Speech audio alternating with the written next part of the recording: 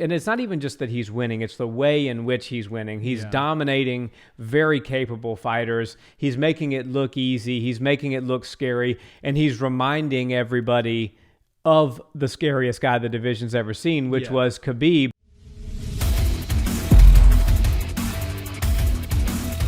What's up, Barnhill family? Welcome back to the channel. Yo. So, Nick, the question of who is Islam Makhachev going to fight next has been kind of an ongoing thing. It's almost like same story, different day.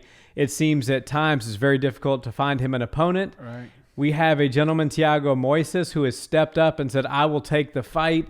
Number 15 in the division in Thiago and number 10 in Islam Makhachev. What do you make of this fight? And with a good win, should Islam get one, do you think he should continue to move up the rankings even though he's fighting a guy that's 5 spots behind him? Yeah, and, this is high risk, high reward for his opponent. Obviously it's a tall order to go against Islam, but this guy sees it as an opportunity. Anything can happen in a fight, and if he's able to get over on the true Khabib 2.0, the guy that Khabib, the most dominant lightweight champion of all time, is co-signing and saying as soon as he gets the wins necessary to get to a title shot, he will carry on the legacy and take my belt and run with it. So I feel like Thiago Moises is doing what most fighters should do, which is take the biggest fights you can possibly get. I didn't know too much about him before this, and Islam is clearly one of the biggest names he can probably attach himself to. I really like the matchup. I think he's probably fares a pretty good chance, at least in some scrambles and stuff. We know how overwhelming the Dagestani wrestling can be, but I think, as long as you can mix it up with him and you can make him stand with you a little while, there are ways to win rounds against Islam. Yeah, there certainly are ways to win rounds and even win the fight against him. And, while he does share a lot of similarities with Khabib, he does have some differences as well. He's shown at times that he's a little bit more eager and willing to engage in some striking within a boxing range. And so there's always the opportunity that he could get hit or something like that. But let's talk about Moises for a second, because, I agree, this was a good calculated risk take for Moises here, in the sense that if you look at his career, he's only 26 years old. Yeah. He's never been finished. He's got an incredible body on him, very strong, very capable, good grappler, Brazilian Jiu-Jitsu black belt from the source in Brazil. He trains at American Top Team, so he's getting the best looks day in and day out with their best 155 fighters, their best 170 fighters.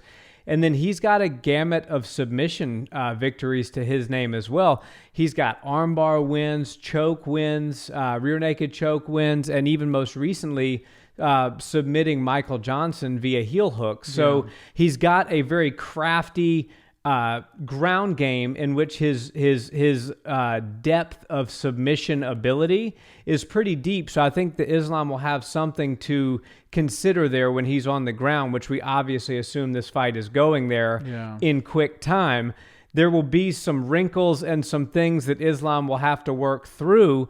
And I think that if Islam gets a win over Thiago, that he should continue to move up in the rankings, simply because nobody's saying yes to the fight with Islam. And this is a very tough opponent on paper. If you pull the rankings aside and say, who would give Islam a tough fight?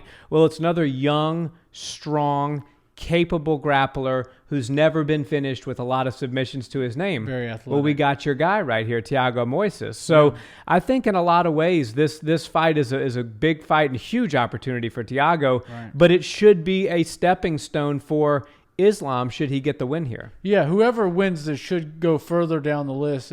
Islam's having a little bit of a hard time finding fights, and part of it has to do with a lot of people at 155 are tied up with other people, and they want to get him going with some activity, since he did kind of have a little bit of slow several months, some stints where he wasn't fighting for a long time. So I think they really want to bring Islam to the main, to the public eye. Sure, it's hard to really catch a bunch of traction when you're not fighting that often.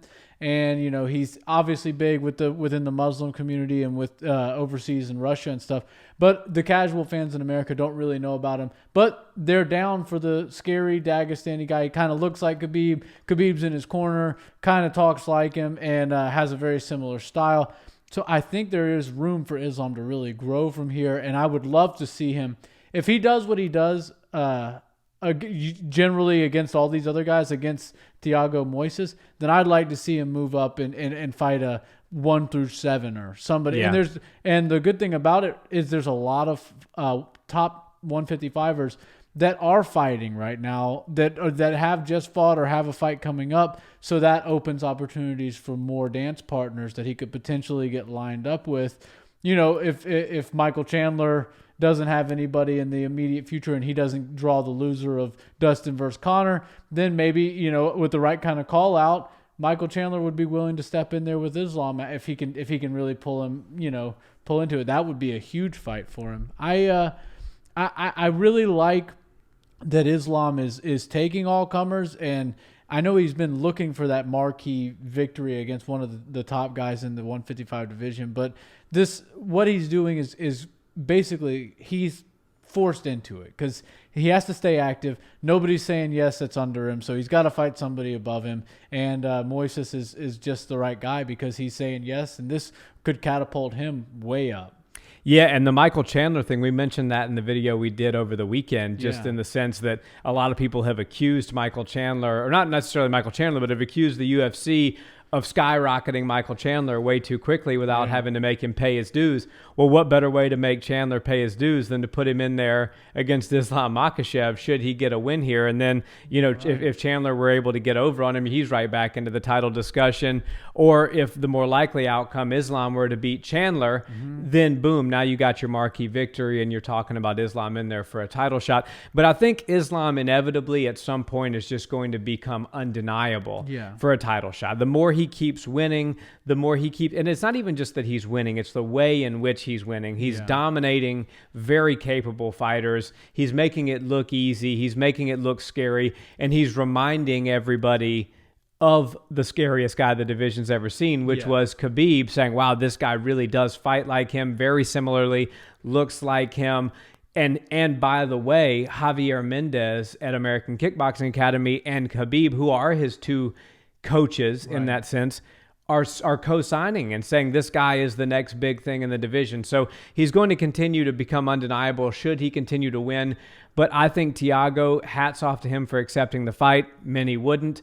I think it's going to be a good fight. I think Thiago is going to bring some things that maybe Islam hasn't yet seen, even if it's just pure athleticism and threats of submissions that cause some movement and some scrambles on the ground. Even something as small as that will show a different wrinkle, show where the evolution of Islam's game is going. And for those reasons, I'm actually pretty excited for this fight to happen. But I am going to go ahead and make an early prediction that Islam's going to win the fight. Yeah, it's hard to bet against him. Khabib showed us that their style of fighting is probably the most dominant. I mean, they win. He wins all of the rounds, not just the fights, but all the rounds that are in those fights. And Islam is very similar to him in those ways.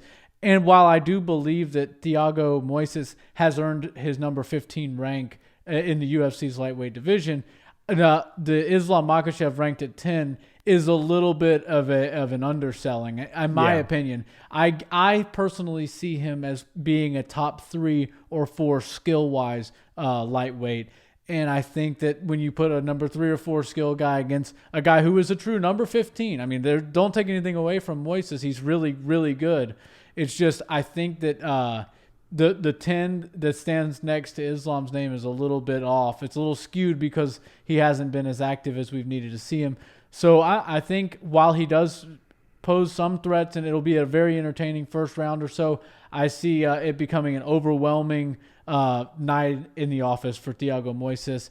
And by the second round, Islam's going to be able to get him down, do what he wants to do. And then maybe by the third round, we see like a submission, one of those devastating Kimuras that they hold on to, or maybe some ground and pound finish. Yeah, but, or even a head and arm triangle from not even a position where it's advantageous. That just shows you how good his grappling is.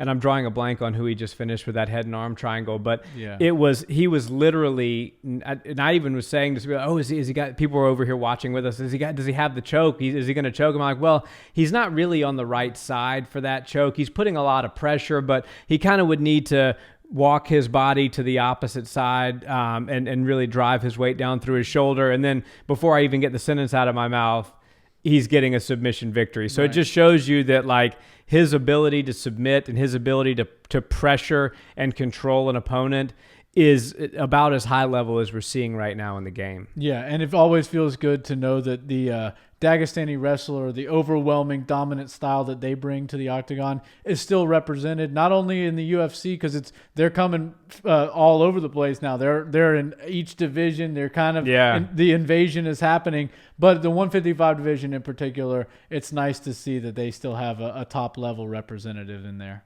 It sure is. Guys, thanks so much for watching our video. If you've enjoyed the content, please like, comment, and subscribe. It helps us out tremendously with the algorithm. And if you listen to audio podcasts, check us out where you listen to those as well, Apple Podcasts, Spotify, etc. The Barnhill brothers are there too. Until the next video, guys, have a wonderful day. Peace.